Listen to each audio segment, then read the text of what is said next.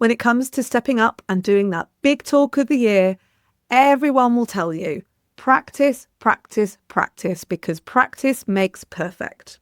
And then you look at your diary, and then you look at all your meetings, and there is no room for rehearsal. It is the biggest thing that people tell me. I do not have time to rehearse.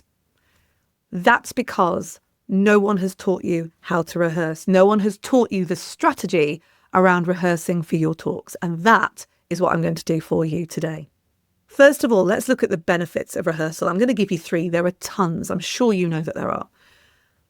But when you rehearse, you actually get to know what you need to do.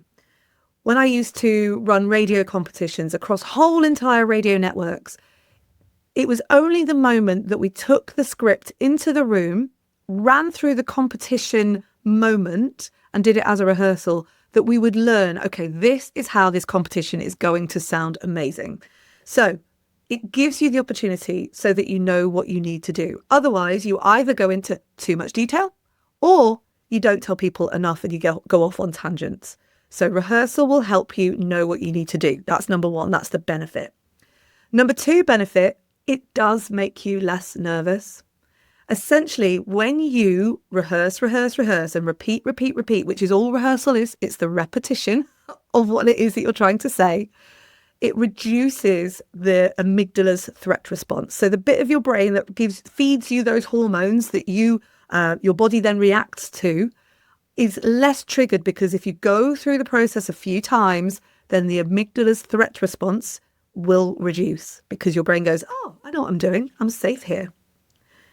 And then a third reason that rehearsal is amazing and really useful for you to do is it means that you can deal with any situation in that moment. So if you're on stage and the tech goes, that's something that will really worry you. But if you have rehearsed your talk and you know what you're doing next, it's easy to deal with those moments where the tech goes, or where maybe the sound goes, or maybe maybe someone shouts something out and you weren't expecting it.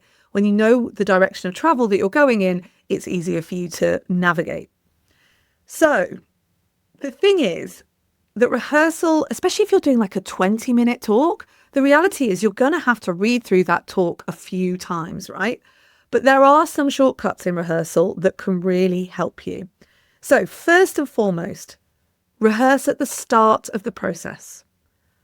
It's weird, I know, it's counterintuitive. Usually you write your talk, you get everything ready, you get your PowerPoint ready, and then the rehearsals begin. The problem is that usually by the time you get here, you're really too far down the road to change anything. And the reality is you don't know what it is you want to do until you say it out loud. So get back to the beginning of the process and record yourself. Just read through what you think the talk is going to sound like. And it can be rubbish. Like, the point is it should be rubbish, right? The act of rehearsal is about repetition, but it's also about doing things out loud. And that's where I think people fall down most, because they, as I said, they sit in front of their laptop and they go pss, pss, pss, pss, rather than saying it out loud. I want to just put a little side note in here.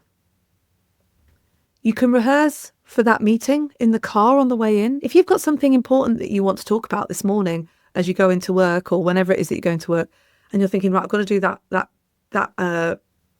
pitch to Claire, who hasn't heard this before, run through it in your mind, say it out loud in the car. Just use that time to do so. The second most effective way for you to rehearse so that you can cut down your rehearsal time, do it on camera. I know, no one likes being on camera. No one likes watching themselves back. But trust me, you are your own best coach. Get your phone out. No excuses these days. And in fact, you know what? Even just recording your audio. There are 2 things that happen in that rehearsal space. 1, your body does that thing that you do when you're on stage.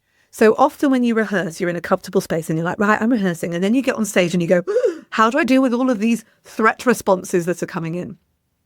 Well, you can do that by rehearsing the threat response in your rehearsal. And by putting a camera on, it just makes you go into performance mode that little bit more. Also, you film yourself and then you watch yourself back. And remember, you can watch yourself back in 3 ways. 1, no sound. Look what your body's doing. See how you come across without any sound. 2, no visuals. Listen to your voice. How is your voice coming across? I bet you'll be surprised by how many ums you're saying, for example, and what you need to do to reduce those. And thirdly, you can watch it all as one big package. So you can see how your voice and your body language is coming across, and you can feel that energy from you. You are your own best coach. This way of rehearsing will 10x speed up your rehearsal process. And then the final thing, number 3, that will really speed up your rehearsals process, and the thing that gets me through most of my talks, is rehearse the beginning, sure. Rehearse the end. Have a line that you can remember over and over again that means that you bring it to a close really nicely. And then just have in your head a vague order, because actually people really remember the beginning and they really remember the end. They remember how those two things made them feel. Remember over what they need to do. They will remember how you made them feel. So make sure the beginning and the end gives them the feels that you need, probably has the call to action in that you need, and then make sure you just have a general order that you can get through in the time required. So 3 ways to rehearse that will shortcut some of that prep time. 1, get reading through early. Say it out loud early. 2, get on camera and watch yourself back. And 3, beginning, end, order. Now, I promised you a little bit of a secret. This is the mindset shift that you need to speed up your rehearsal time and your prep time. Every single time you speak is an opportunity to rehearse. So often, it's easy, isn't it? You think, right, I'll do that presentation and then it's over. No. That presentation is just the stepping stone to the next presentation. And the next presentation could be, oh, I'm going into a meeting to let Claire know about this pitch idea that I've got. And the next presentation could be, oh, I'm in front of a client and we're doing a bit of a review. Or, oh, I'm doing a town hall. So all of those, oh, someone's asked me to say a few words. That's another one. All of those opportunities for you to perform are actually opportunities for you to rehearse. There are 1,000,001 ways to rehearse. I've given you 3 that will help you to reduce your prep time.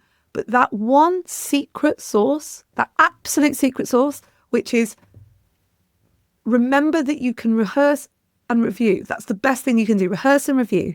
And rehearsing and reviewing comes from knowing every single time you do a presentation, it is an opportunity to rehearse. And that's what these speaker workouts really are about, right? Every single Sunday, if you're on my mailing list, you get one of these speaker workouts into your email.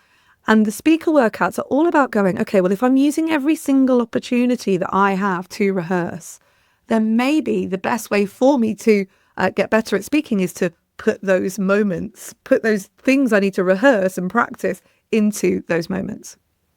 So your speaker workout this week is use the moments that you have to rehearse your talk. And you know what? Film yourself and watch yourself back whenever you can. They would be my 2 takeaways. I'll be back next week with another speaker workout for you. In the meantime, if you want to find out more and you've come across this video otherwise, you can jump on my mailing list, links in the episode notes here in the show notes below.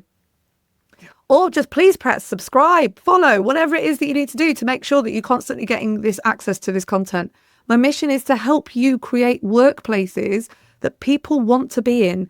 And as a leader, you are completely responsible for making sure that communication is part of that. And that's what this is about. So as I say, great communication will change your life, including the way you talk to yourself. So keep working at it, and it will make your world and the world around you a better place.